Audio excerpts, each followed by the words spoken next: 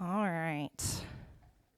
Originally from northeast Brazil, Catarina de Araujo holds degrees in journalism, secondary education, and art history. She's an experienced educator who has taught art history at the Chicago High School for the Arts and worked with institutions including the Crow Collection of Asian Art, the OSU Museum of Art, and the Sam Noble Museum. She is now proud to serve as the director of the Stillwater History Museum at the Sheerar, where she continues to engage the Stillwater's vibrant community and cultural partners. Please let me welcome Kat. We call her Kat, so.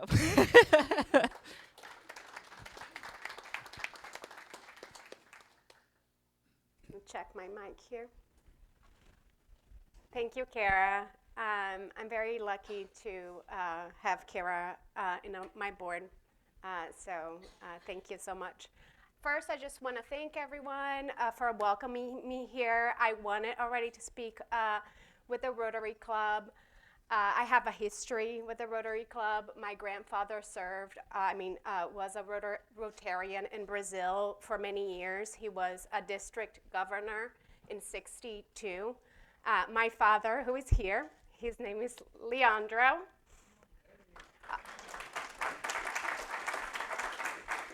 Also a long-time Rotarian since '93. He was also a district governor from our district, 45,000, correct? Yeah. 4500. 4,500. Oh, 4,500. Okay. Numbers.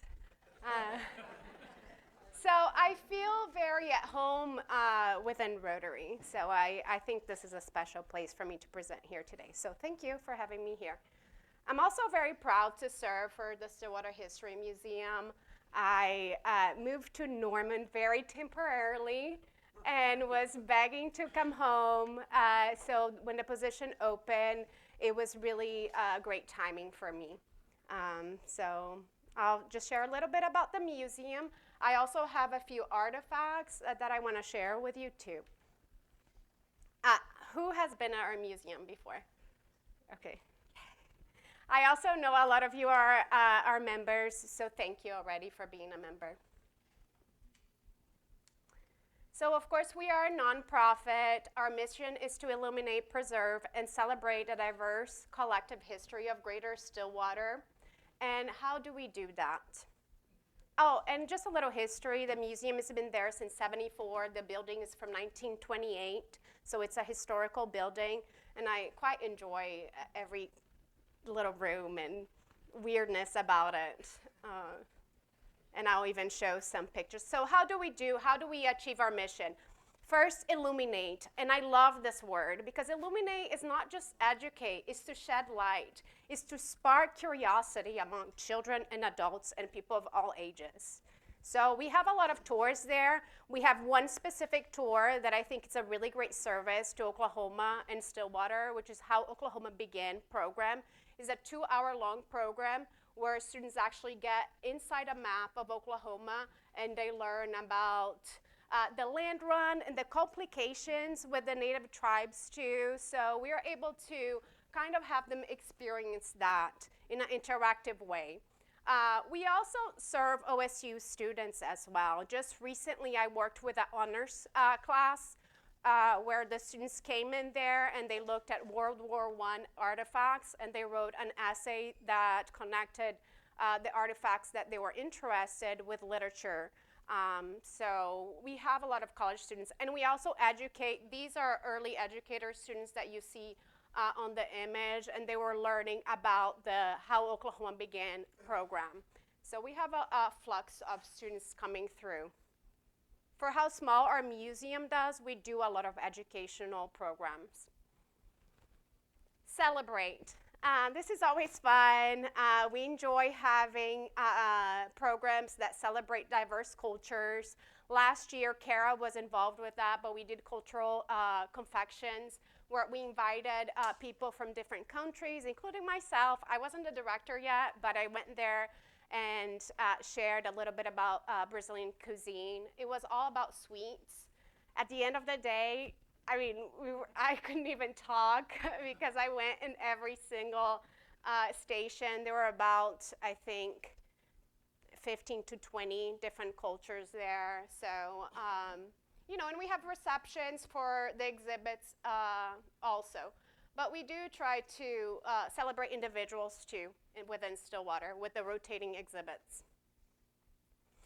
And preserve, and this is a pretty large one, and it's more of as a museum educator, I really rely on my volunteers to help me with that, because the Stillwater History has a very large collection. We have about 22,000 items in our database. So they are, accessioned items that you can search in a database, and you're able to locate it. We have a lot of objects, which we are calling artifacts. We have a ton of really cool photographs. I'm actually in love with our photo collection. My thesis in art history was with photo, so I really enjoy our photo collection. And we have a lot of it that is digitized, but in the future we want to do a little bit more of digitizing, so it's more accessible online for the public. We have a lot of books and, of course, archives, maps, letters from the community here. And, of course, I need to, ask you to, if you're not a member yet, please become a member of the Stillwater History Museum. Our memberships go from $50 up, so you can become a member for a low amount. I know that you serve so much, you serve so many organizations here in Stillwater, but our museum truly survives with the support of our volunteers and with the community of Stillwater. We've been here for 50 years, and we want to be here for another 50 years.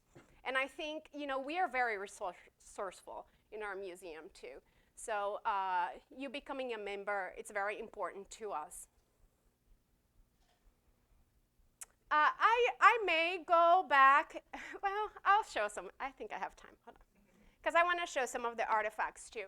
But I do have a few photographs. Like I said, I really love our photos in our photo collection. So I'll share a few, and then I'll share some of our artifacts. So where is this picture? Can somebody raise their hand? Do you know where this picture is located when you look at it? What? Yeah, Main and 7th, very good. So I love the images that we have, that it's from Main Street. And I can't see my notes here. I need to get the date on this.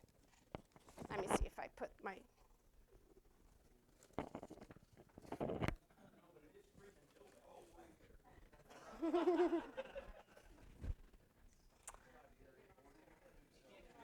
Yeah. On the presentation, I can't really view the notes, but I do know that it's after 1912, because 1912 was when they paved Main Street. So I have images that were before there wasn't the pavement. So this is Stillwater Parade, and the reason I like this photograph is because you can see the hotel on the background, right, the Yost Hotel. And then also just the attire of people at the time on a parade. Today we go with T-shirts, right? And, and these people look like they're going to the opera. So it's just kind of interesting in how time changed and the attire changed throughout times, too. Here's another one. So you see the bands, and you're able to see the vehicles of the period as well. Love this one. It's raining. You see the the automobile again, and you see the Coca-Cola sign. I don't know how many. I've shared this with children, and they're like, Coca-Cola was back there in the day. They're like, oh my gosh. And I had to search, because I was like, yeah, it's been around for a long time, but it's 1880s where Coca-Cola really started, and then this is this photograph, I think, is 1917, so of course there was Coca-Cola, but it's interesting for kids to think about that way. Another thing that I went back and forward with this picture, even with my volunteers, is because there is a post there, and electric energy like that didn't come, I believe, to Oklahoma. Some of you can help me, but maybe 30s or 40s, so this light post is really interesting, but most people who I talk to, because I go around, if I find something like that in the archives, I get obsessed and I go into rabbit holes. And I'm like, why is this light post? And my volunteer, Kitty Pittman, who works in collections, she thinks that it was not electric, but some sort of light that they had there, but it wasn't electric at the time. That was her take on it. If you have more information and you want to help me out, I'm open to learning. Here's another beautiful one that I enjoy. But so you see the Yost Hotel in there, but you see that the street has already kind of been blocked by other buildings as well. So you see kind of the progression of Main Street from some of these photographs. You see the Katz department store, who started in Stillwater in 1913, and it's a beloved store. We have a lot of artifacts from that particular department store. And again, the light posts are over there, and this is a early, 1920s photograph.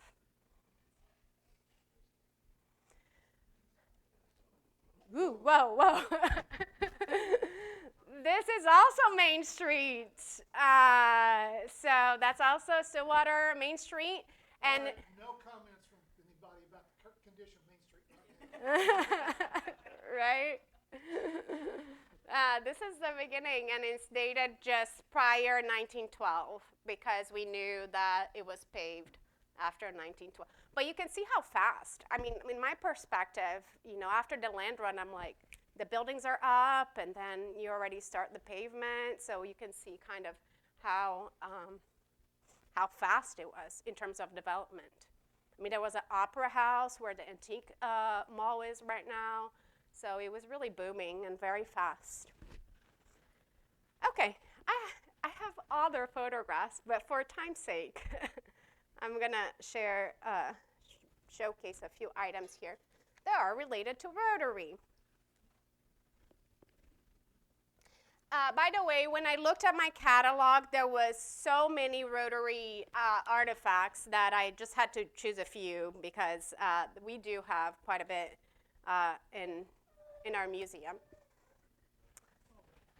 Here's a directory from 1970s, small leather binder. And the reason I actually chose this one is because I remember my grandfather having things that really looked like this. And I do you guys, do you still have directories? Do you still print directories? Electronic. Yeah. So I remember these were just laying in his car, laying everywhere from every year. And I like that it says hobbies. So sometimes, before I came in here, I was reading hobbies of people. Gardening, art. Interesting. James Leroy. I saw golf. My husband loves to golf. I don't like golf very much. It takes too long. So, so this is just an example. It's nice to reminisce it, but it also has the people's name and their hobbies, what they did, which is interesting for the museum.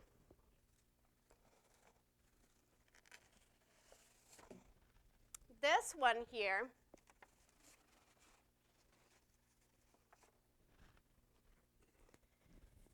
these are, it's a book from Bill Thomas, husband of Virginia Thomas, who I think was a volunteer at the museum.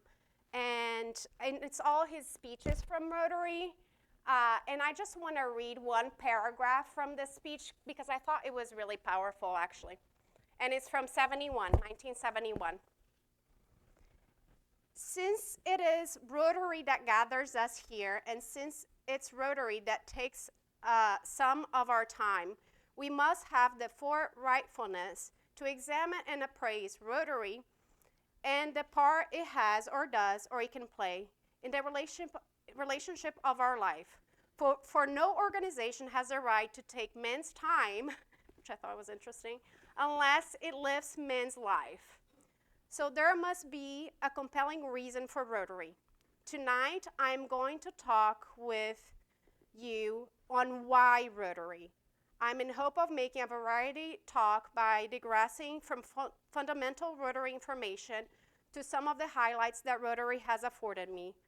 Rotary is first a fellowship from which it flows confidence, communication, understanding, and service worldwide.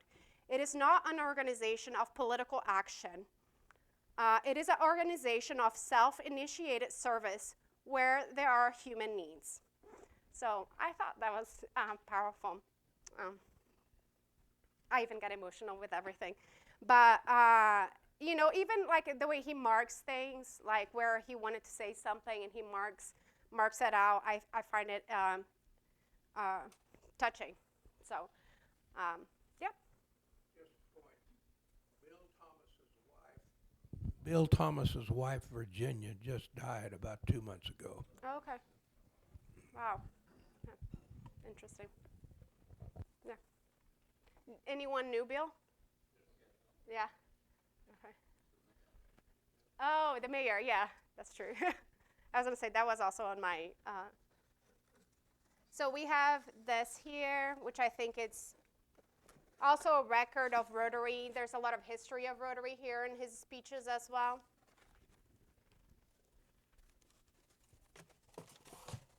And I'm not going to take too much of your time anymore, but, you know, just a photograph from the Rotary from 1940s. And afterwards, you guys have your meeting, but come to the museum if you want to see and if you want to make copies of some of these archives. There is their names on the back too, which this is gold for a museum when you can identify the people on the photograph as well.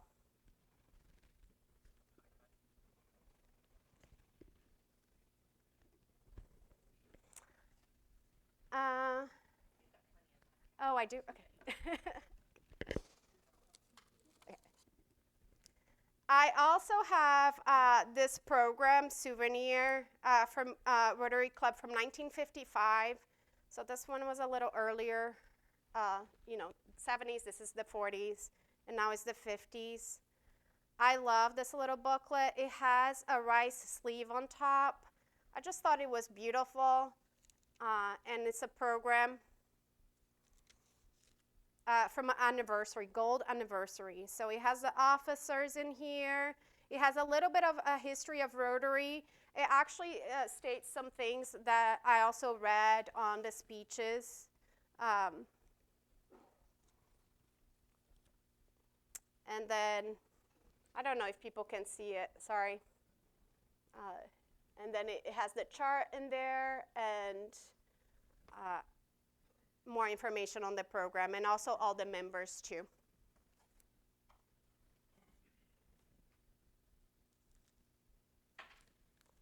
I'll put this one back in. I'm just giving you a taste of what things we collect from organizations like Rotary. We even have people's cards. Do you have cards too? No? Or no? Electronic? Yeah. You have cards, yeah. Yeah, and do you want to showcase yours? Wow. They haven't gone so electronic there. Oh.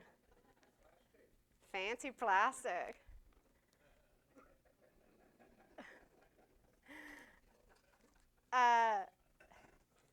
This one here, his name is Paul Swim. Anyone knows this name? No? Yeah?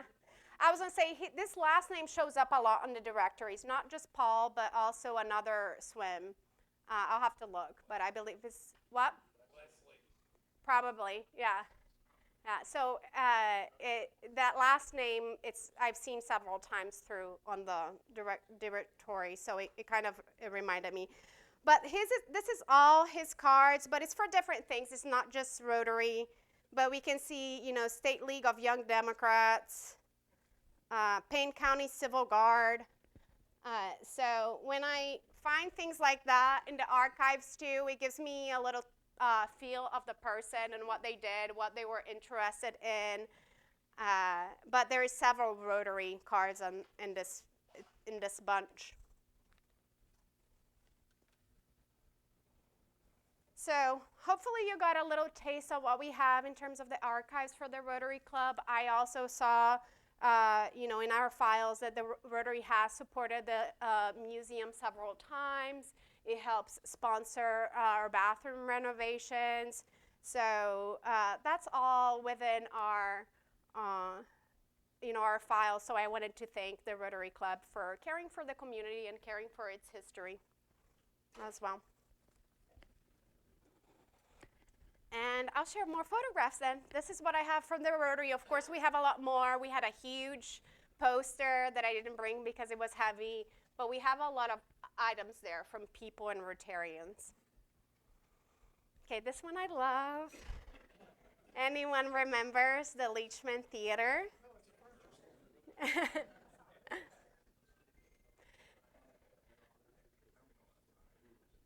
What do a lot of times when I do programs, I ask people, what do they feel when they see old photographs? What are, or any memories that come in your head when you see a photograph like that?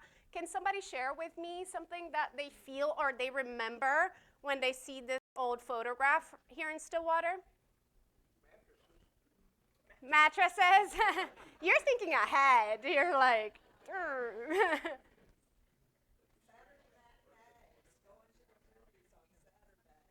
Did you go to Leachman's? Members, yeah. Sometimes I remember you think about your experience in different places. Of course, you don't have to go to this one to arise some memories. Any others?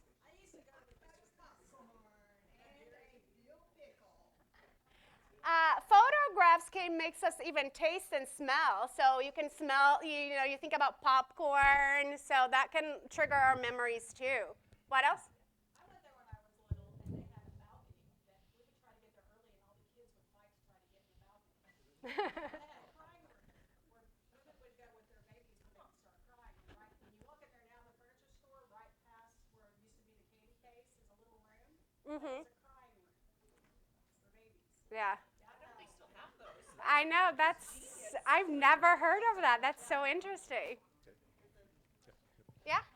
I can remember riding my bicycle down there to see the movie and parking my bicycle on the west side of the building there. So. Yeah. Oh, wow. That's a... Are you in this photo? That's a really cool memory. That's a cool memory. This is the inside. This is the inside. Is the crying balcony? No. It was just a balcony. There was a crying room. Room. Okay. Any other memories you would like to share when you see something? I think it's the crying room right there. Yes. You're right. Yep. Comments?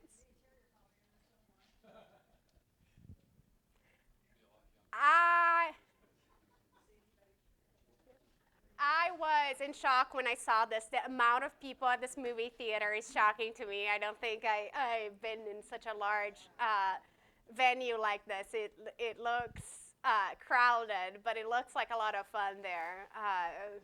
And of course, people are well dressed. They're going to a big event. So that was also striking to me. I like, the design in there is still there, I believe. That design on the... And like Tim mentioned, the furniture store too, which my father has been going there quite a bit this week to furnish his home here in Stillwater. So, from the Leachman Theater, we have the exit sign, we have light fixtures. We have a ton of photographs from the movie theater, too. So it's an interesting source for the community to see where that was before. And I'm going to wrap up maybe with these two. They're very old photographs. And usually I carry them with me on a plastic sleeve. But they are... from a family here in Stillwater, and it's one of our older photographs, and It's dated, of course, it's not 1889, but it's dated ranging 1889, which was the land run, and then towards 1910, I think. So it's very early here in Stillwater. So it just has that range in there. But we notice, a family, and I don't have a lot of information on it. There is actually the name of the family, sorry, I messed up. I was trying to get to my notes. Sorry, Kevin, right at the end.